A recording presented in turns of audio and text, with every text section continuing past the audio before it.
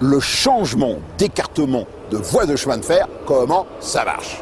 Pour vous situer le problème, nous sommes en Espagne, à 25 km de la gare de Madrid, dans les établissements Talgo, qui assurent leur propre maintenance. Vous voyez d'ailleurs, là, une rame Talgo, ici, et puis là, devant moi, les ateliers de maintenance où nous allons aller. Donc, tout le problème, c'est le suivant. Regardez bien, vous avez là sous les yeux 2 écartements de voies de chemin de fer. Le premier, là, 1,435 m, c'est l'écartement standard international que l'on a en France, dont on a hérité, puisque le chemin de fer est né en Angleterre. Et puis vous avez là, plus loin, l'écartement espagnol, plus grand, 1,668 m. Autrement dit, regardez bien, il y a 23 cm de plus côté espagnol que du côté français. Pourquoi, me direz-vous? Eh bien, si vous voulez, historiquement, alors que le chemin de fer était chargé de faire l'unité de pays, il a permis l'unification de nations comme les États-Unis, puis de l'autre côté du bloc de l'Est, c'est-à-dire la Russie qui est devenue l'Union soviétique, eh bien, pour se protéger en Europe, pour éviter l'invasion par le transport de masse qui était à l'époque le chemin de fer au début du siècle, eh bien, on a fait des écartements différents. L'Espagne s'est protégée d'une invasion française en prenant un écartement plus grand, et de même, l'Union soviétique, la Russie, s'est protégée d'une invasion allemande en prenant un écartement plus grand. Voilà donc l'origine politique. Seulement voilà, aujourd'hui, pour faciliter les échanges, ça complique considérablement le problème. Il a fallu donc imaginer un système de changement d'essieux. La première des solutions, vous l'imaginez bien, c'est ce qui s'est fait en Espagne et à la frontière polonaise. On soulève les voitures et on change les bogies. Compliqué, beaucoup de maintenance, et ça freine considérablement les échanges. Et surtout, c'est un facteur de surcoût. D'où l'idée géniale, vous allez le voir, de Talgo, de faire un système automatique, simple, c'est de la pure mécanique. Suivez-moi bien, ça se passe dans l'atelier. Donc, toute la particularité des rames Talgo, comme son nom l'indique, ce sont des rames légères, à roues indépendantes et articulées pour pouvoir prendre les courbes. Et ici, avec Enrique, on vous a fait un petit montage didactique pour voir comment ça marche. Alors, on situe bien les choses. Voilà. Ça, ce n'est pas un bogie. Il n'y a pas le bogie, c'est-à-dire 2 essieux, un là et un là, comme sur les voitures classiques. C'est le bogie qui tourne dans les courbes. Il s'agit simplement d'essieux. En fait, d'un faux essieu. Petite explication. Vous reconnaissez là les 2 roues.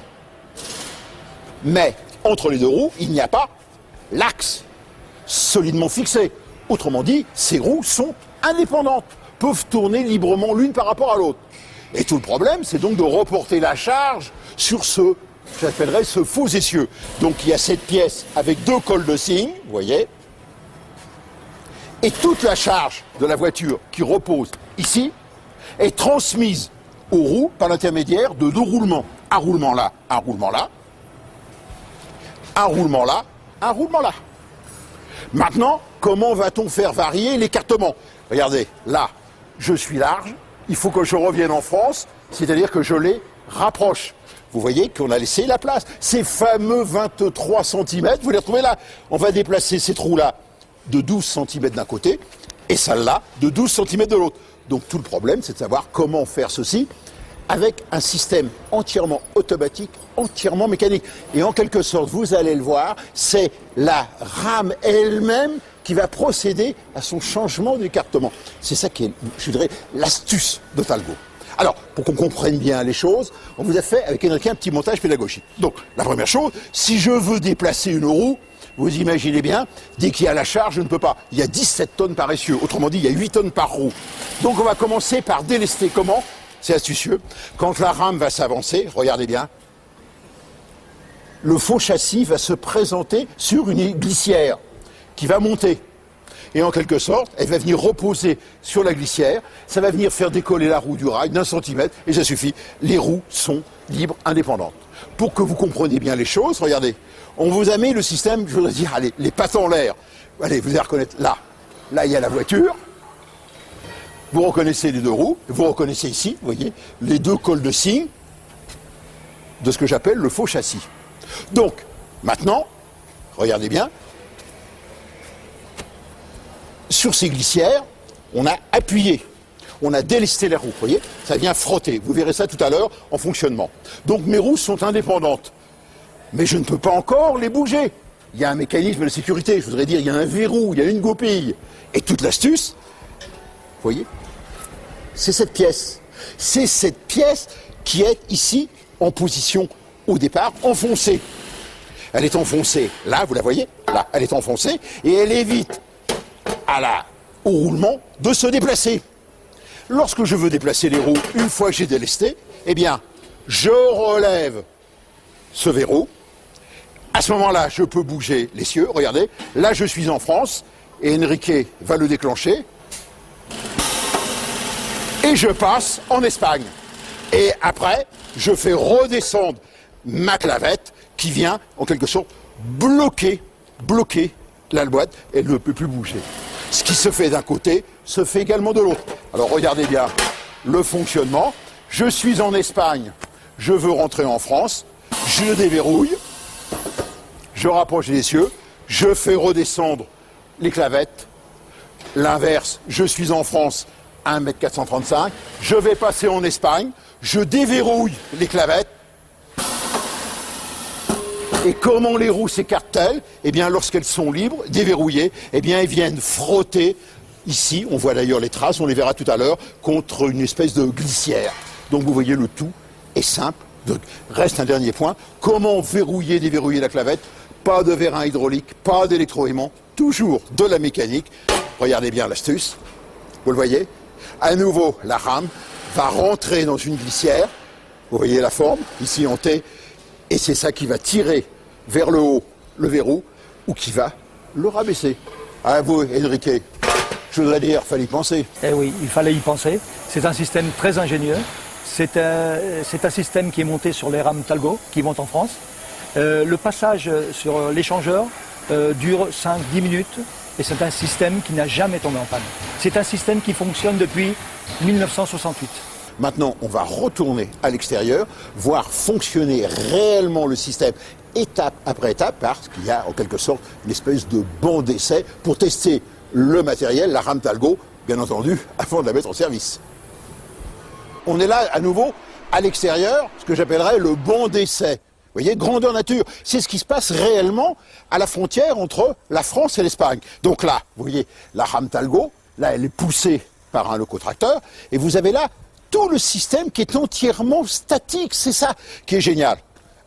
Vous voyez, regardez, ça, cette glissière monte.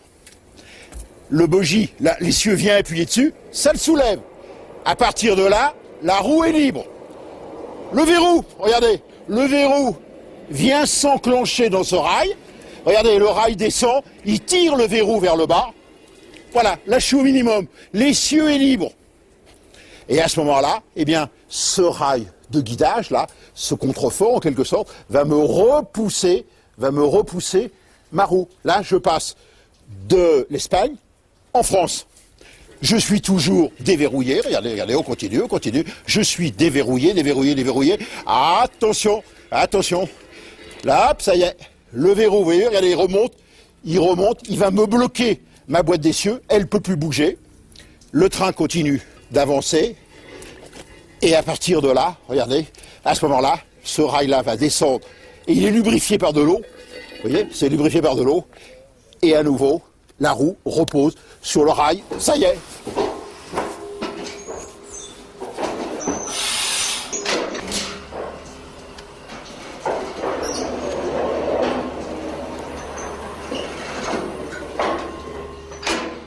Génial, hein? Ça y est, vous avez tout compris? Enfin, presque. Ça, c'est ce que nous avons vécu, nous, en tant que passagers, à bord du Francisco de Goya. Il était 2h30 du matin, nous sommes arrivés en gare de Hendaye. Là, on a décroché la machine française, qui d'ailleurs est repartie rechercher une rame Talgo pour la remonter sur Paris. En que un locotracteur français est venu pousser notre rame en direction de l'échangeur. On est donc arrivé sur l'échangeur. Dan, notre caméraman, a eu ce privilège et la gentillesse de Talgo de nous permettre de filmer à l'avant, ce qui n'est pas toujours permis. On arrive, vous voyez, sur l'échangeur. Il y a simplement 2 personnes qui sont là pour assister, pour voir si tout se déroule bien, mais n'interviennent pas. Vous voyez nettement la lubrification du plan de glissement avec de l'eau. En quelque sorte, la rame va surfer littéralement sur une pellicule d'eau. Et puis, insensiblement, à raison d'entre 5 et 10 km par heure, le changement d'essieu se fait, d'écartement, sans que nous nous rendions compte.